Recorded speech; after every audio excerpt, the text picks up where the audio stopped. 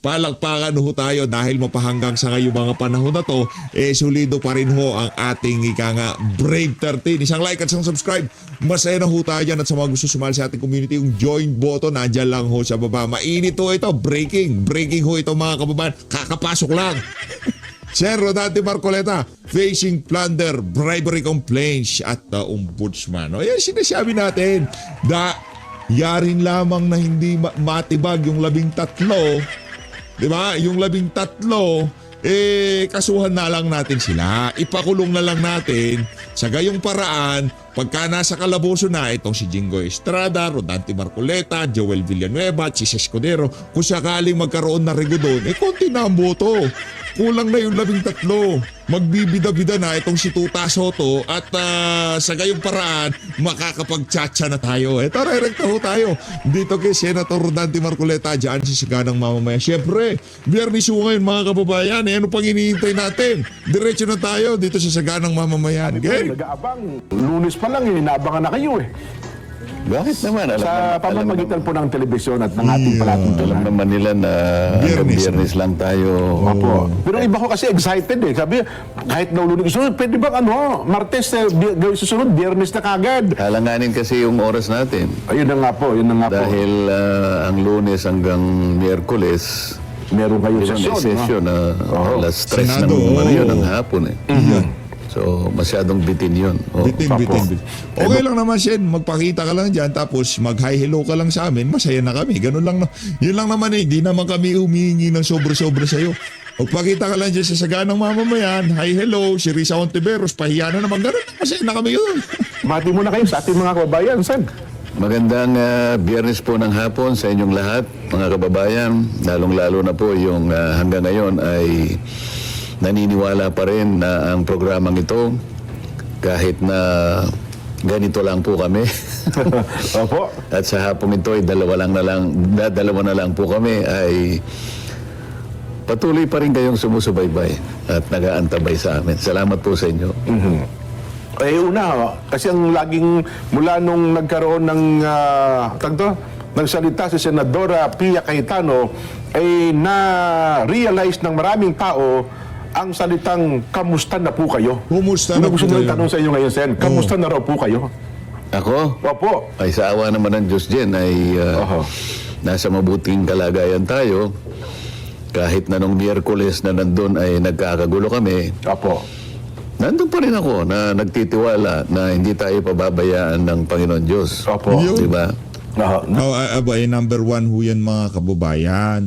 Yung kalimutan na ho natin lahat ng bagay. Huwag lang ho natin kalimutan ng Panginoong Diyos. Dahil lahat ng ginagawa ho natin dito sa mundo na to, politika, business, kung ano man yan, lahat ho yan temporary lang. No? Yung ano ho talaga dito ilaan natin ang karamihan ng ating mga oras doon sa sa pagpapasalamat sa Panginoon Diyos. Kahit ano pa yan, dumating sa ating nakamalasan na dyan sa ating gobyerno, nangyayari sa ating ekonomiya, pasalamat pa rin ho tayo. Dahil lang lahat ng bagay tayo ay naniniwala, may dahilan. Ngayon, kung ano man yan, panahon lang ho ang makakapagkwento sa atin yan. Kaya tuloy-tuloy lang ho tayo sa pagpapasalamat sa Panginoong Diyos. Dahil yan ho ang mahalaga ngayong mga panahon na to, no? Marami pong nanalangin, Sen, para sa inyo. Na talagang kahit ano man ang gulo doon, maligtas po kayo sa anumang hindi magandang pangyayari. Naniniwala ako sa iyo. Opo, dahil ang buhay na saksi dyan ay yung aking cellphone. Kita niyo naman, opo. Na Yung umusok na cellphone. sabi ko nga, bakit kaya si Jen na lang ang hindi tumatawag sa akin?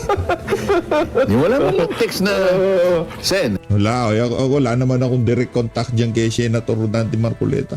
Kung alam ko lang number niyan, baka hindi lang tawag gagawin ko dyan, di ba? Baka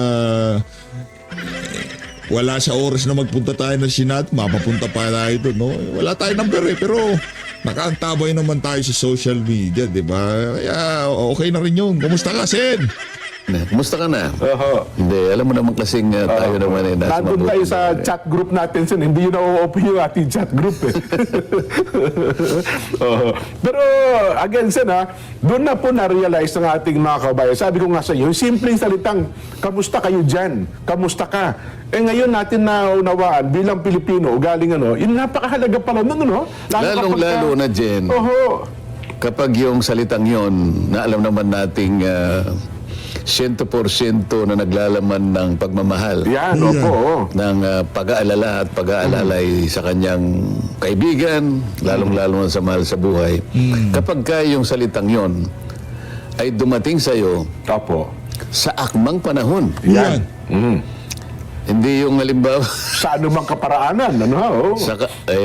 dito naman yung, dahil nga sa may cellphone na tayo, Opo. hindi naman po pwede, maliban na lang kung walang signal. Ayan, oo. Halimbawa, nung nagkakaroon ng alingas-ngas, sabihin na nating kaguluhan, meron pang putukan, dahil gabi nga yun, yung isang maliwanag na, Sen, kumusta ka na ba dyan? Ano ba ang ano dyan? Ano bang may tutulong namin? Oho. Kapag ka yung pag-aalalang yun, ay talagang dumating doon sa pagkakataon na kailangan dumating, Yun. lalo mong pahalagahan yun eh. Pero kapag ka dumating yung pangungumusta, Tapos na. kinabukasan na. Wala na yun. Walang kwenta ho yun. Tayo naniniwala, walang kwenta yun. Huwag mo nang kumustahin sa mga masasayang bagay, sa mga masasayang pangyayari.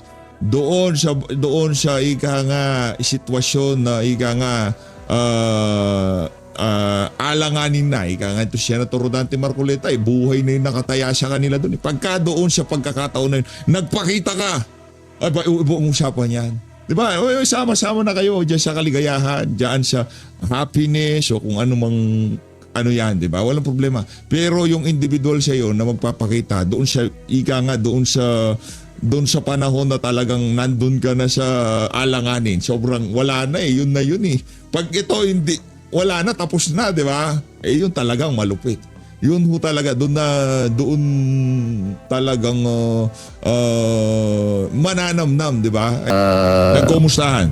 Ipinaabot Dumating, na-receive, opo. yung kanilang pag-aalala, halimbawa, yung kanilang pag-aalala. Yung concern, Yung concern nila, yung simple kamusta. Ganon. Opo. Alam mo na ibig ko sabihin? Opo. Paano kung halimbawa, isa lang sa amin ang, kasi siguro yung isa sa amin, tinesting lang. Aha. Pagka-text niyang ganon, nagsipag ano. Makikita mo eh. Oo. So, ikaw na ang bahala ngayon na magbigay ng pagpapakahulugan. Yung pinag-uusapan kasi natin,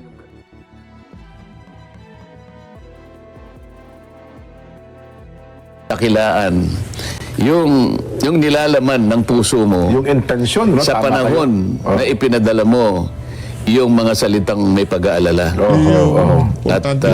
pagkalinga sa'yo. Yun ang importante. Mahalaga yun, mahalaga. Kaya, huwag na tayong magplastikan, sabi ng mga kasama ko. Opo.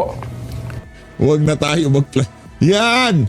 Yan lang isa lang naman yun sa mga dahilan kung bakit dati sinusubaybay nitong mama na to eh. Huwag na tayong magplastikan. Naku, yari tayo dyan. Yung mga